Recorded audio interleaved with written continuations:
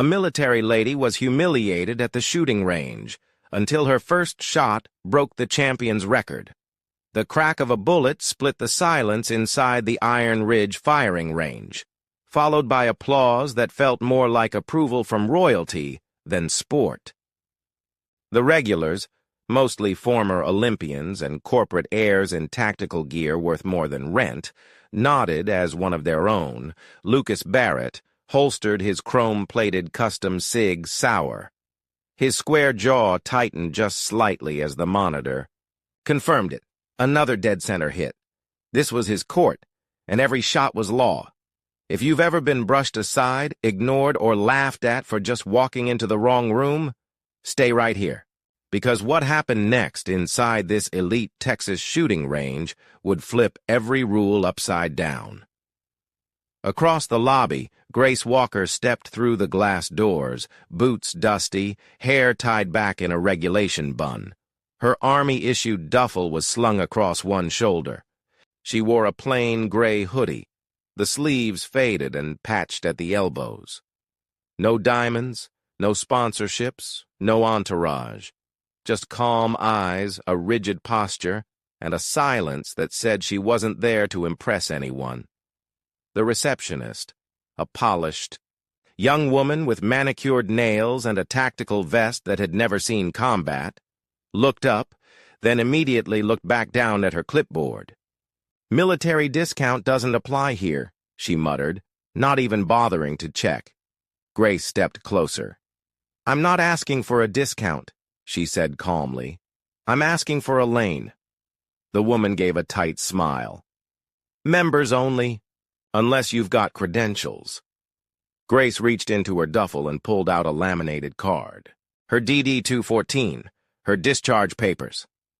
Honorable, decorated, stamped. The woman blinked, unsure how to respond. Before she could speak, a voice rang out from the VIP lounge. "Well, would you look at that? We've got ourselves a soldier girl." Lucas stepped into view, tall and smug, flanked by 3 other club favorites in matching tactical polos. He sized Grace up the way someone might size up a rusted pickup at a Lamborghini meetup. "Tell me, Sergeant," he said, flashing a grin. "You here to teach us how to fold socks? Or just wanted to see what a real weapon looks like?" Snickers rippled from his group. Grace didn't flinch.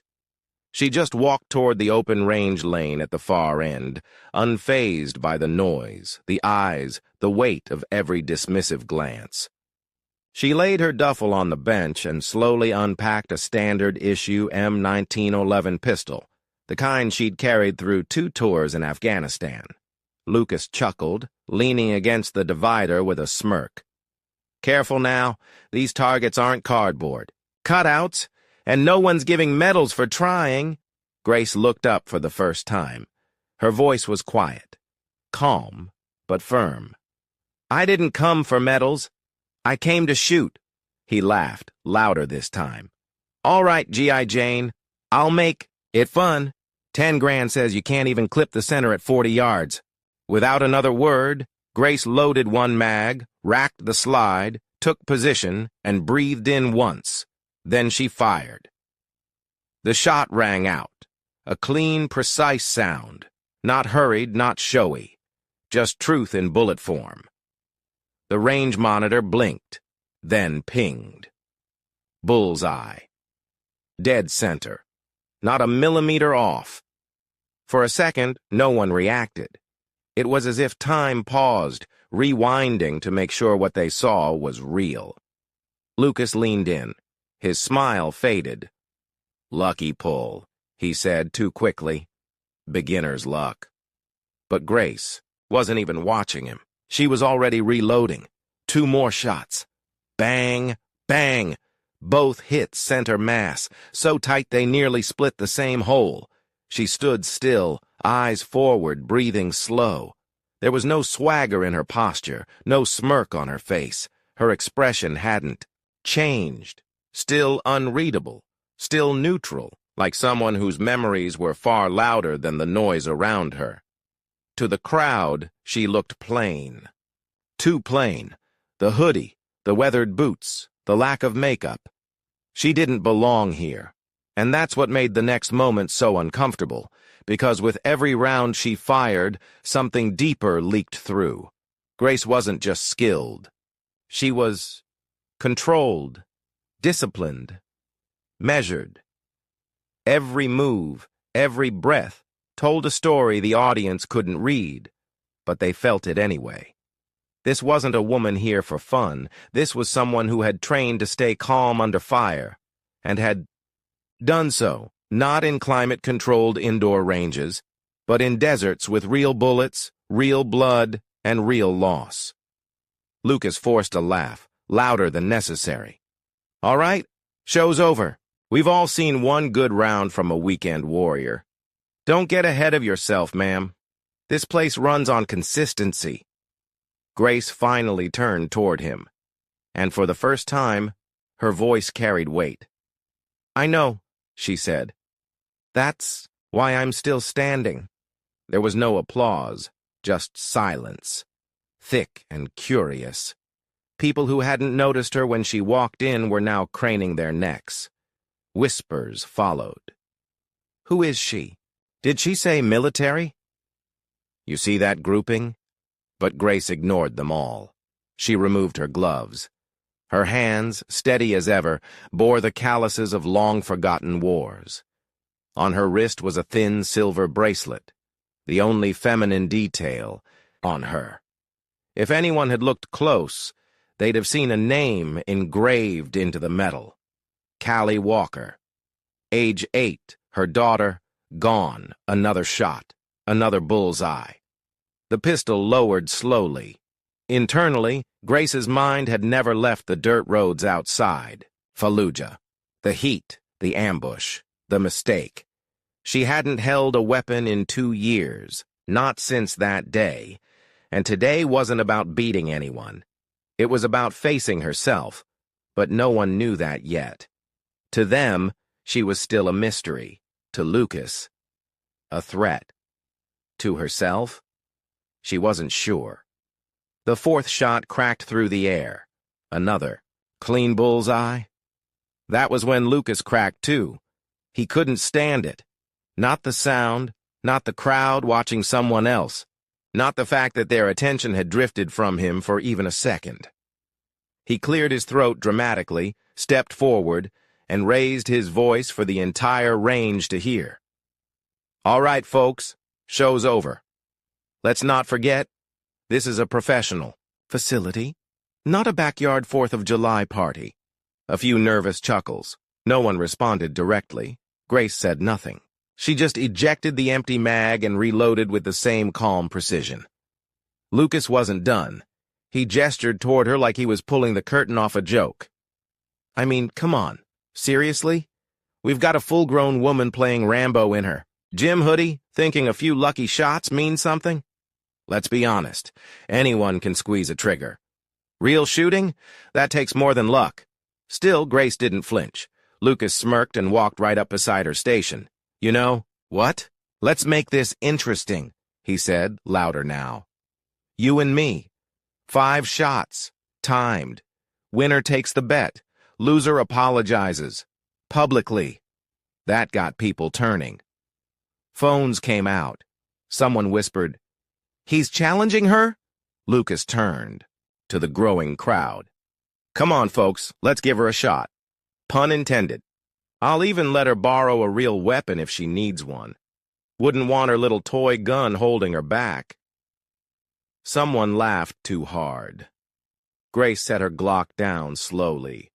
Her fingers stayed on the metal just long enough to draw the moment out. Then she looked up, not at Lucas, but at the club manager standing near the monitors. Is gambling permitted here?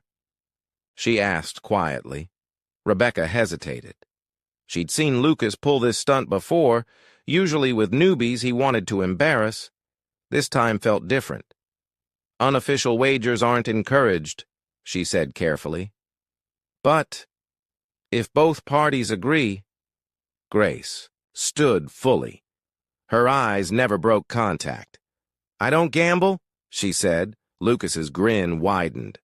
Backing out already? I don't gamble, she repeated, but I do settle disrespect. The room inhaled, sharp, collective. Lucas chuckled. All right, Rambo, you're on. 1 mag, 5 rounds, moving targets. Let's see if you can shoot like a soldier instead of posing like one. C didn't answer. She just picked up her Glock and moved to the challenge lane, where a staff member had already activated the shifting target track. The digital screen beeped. 30 seconds. Lucas swaggered into the next lane with his custom Sig Sauer. Try to keep up, he called. Grace didn't even look at him. Her world narrowed. Breath slowed. Vision tunneled. Somewhere a memory flickered. Not of war, but of her daughter's smile. The first time, Callie said, "You're like Wonder Woman, Mom." She blinked hard. Beep. The targets began to slide. Left to right. She raised the Glock. The trigger moved. Bang, bang, bang, bang, bang. Then silence. She stepped back. No celebration, no dramatics, just results. The screen lit up. 5 targets. 5 hits. All critical zones. Time, 24.3 seconds. Then Lucas fired. He hit 4 and missed the 5th. When the results appeared on his screen, the crowd erupted. Not loud, not mocking. Just stunned. Lucas stared at the screen, blinking. He'd never missed a moving target in public. Grace didn't even watch. She simply picked up her purse, holstered her Glock, and walked off the lane as if nothing had happened. But just before, she passed Lucas, she said, quietly for only him to hear. Real shooting takes more than luck. It takes loss. And then she walked away. But this story wasn't over. Not even close. The room buzzed with quiet whispers, but Grace had already disappeared into the locker room. The cold fluorescent lights flickered above as she sank onto a bench, the weight of the day pressing down. Her fingers traced the silver bracelet on her wrist. Callie Walker, the name etched forever, a memory that never faded. 2 years ago, this place would have meant nothing to her. Back then, her world was fire and chaos, not a pristine shooting range filled with polished floors and judgmental eyes. She had been a sniper in the Army, one of the best. Precision was everything. Lives depended on her calm hand and steady aim. But the war had taken more than she ever expected. The mission that day was supposed to be routine. Protect the convoy, neutralize threats, come home. Instead, a sudden ambush. A split-second decision. A bullet meant for her, for the team, found her daughter instead. Callie, caught in the crossfire miles away during a rare visit home. Grace's world shattered. She left the service, carrying not only the physical scars, but the invisible ones that no one saw. Months in therapy, nights without sleep. The gun became a reminder of loss, not strength. But today was different. Today, Grace wasn't just practicing. She was fighting her own ghosts. She remembered the endless hours of training, early mornings, grueling drills, silent meditation on trigger control and breath. The same discipline that had saved lives overseas now pulsed beneath her calm exterior. And now, here she was, standing in a place that whispered judgment but demanded respect. Her return wasn't just about the sport.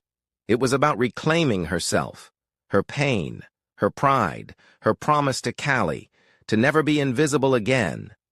Days blurred into nights as Grace returned to the range every morning before dawn. The air was crisp, the silence broken only by the steady click of her Glock's trigger and the occasional hum of distant traffic. She wasn't here to prove a point to the crowd anymore. This was personal. Every shot was a battle against doubt, against the voice inside whispering she wasn't enough. But the path wasn't smooth. Early on, the familiar weight of the gun felt foreign, awkward. Her hands trembled, not from fear, but from the memories that clawed at her focus. She missed shots she never should have. Frustration built like storm clouds overhead. The mirror reflected a woman she barely recognized. Strong, yes, but broken, struggling. One afternoon, after a particularly crushing series of misses, Grace sank to the ground, head in her hands. The pain of loss, the pressure of expectations, it all seemed too much. Yet, in that low moment, something shifted. She remembered the countless times she had stood taller, when the odds were stacked against her, when the mission seemed impossible. She wasn't just fighting for herself anymore. She was fighting for Callie's memory, for the promise she made long ago. She pushed herself up, wiped the sweat from her brow, and picked up the gun with renewed determination. Grace began to change her approach. Instead of forcing every shot, she learned to breathe with it, steadying her pulse, sinking breath, and trigger like a metronome. She visualized each hit before the bullet left the barrel, letting muscle memory take over. Her coach, Marcus, a grizzled former marksman with a sharp eye and tougher heart, noticed the change. "You're not just shooting targets anymore," he said one morning. "You're aiming for something bigger." Grace nodded. "I'm aiming to finish what I started." Day by day, her confidence grew. The misses became fewer, her shots cleaner. The crowd's sneers at the range were no longer distractions, but background noise she barely registered. And deep down, Grace knew this was only the beginning. The real test was coming. The crowd had packed the elite shooting club like never before. Phones out, whispers turning into murmurs. Lucas and his friends strutted with cocky grins, soaked in designer gear and the scent of assured victory. Grace stood at the far end, calm, focused, every breath measured, every muscle poised. Lucas slammed his custom rifle into position, flashing a smirk. "Ready to lose, soldier?" Grace didn't answer. She just loaded her Glock with steady hands, eyes locked on the shifting targets. The range manager counted down. 3, 2, 1. Lucas fired fast, each shot loud and showy. Targets fell, but so did his composure. His breaths quickened, fingers trembling under pressure. Grace moved with deliberate grace, no flashy moves, no wasted energy. Her shots sliced through the air, each bullet hitting the bullseye with calm precision. As the last target fell, the timer beeped. Grace's screen lit up. 5 hits, 22.8 seconds. Perfect score. Lucas fired his final round and missed. A heavy silence filled the room. Then the crowd erupted, not with mockery, but with stunned respect. Lucas stared at the numbers, face pale. Grace packed up quietly, her eyes scanning the sea of surprised faces. Before she walked away, she turned just enough to say mastery isn't showmanship. That moment shattered the illusion of invincibility. The underdog had won, and no one would forget it. The applause was louder than anything Grace had ever heard, but she didn't turn back to bask in it. Instead, she took a slow breath, feeling the weight lift off her shoulders. This wasn't just a win on paper. It was a victory over every doubt, every whisper that told her she didn't belong. Later, in the quiet of the locker room, Grace allowed herself a rare smile. Her coach Marcus clapped her on the shoulder, pride shining in his eyes. "You showed them what real strength looks like." Grace thought of Callie, her daughter, her heart, and for the first time in years felt peace. The pain hadn't disappeared, but it no longer ruled her. She was more than a soldier, more than a memory. She was a woman who reclaimed her power on her own terms. As she walked out into the sunlight, heads turned. But this time, it was respect, not scorn, and Grace finally understood. The greatest victory wasn't the record broken, but the silence shattered within herself. If this story touched your heart, don't forget to smash that thumbs up and hit subscribe for more unforgettable, emotional, and viral true stories. We want to hear from you. Drop a comment and tell us, where in the world are you watching from?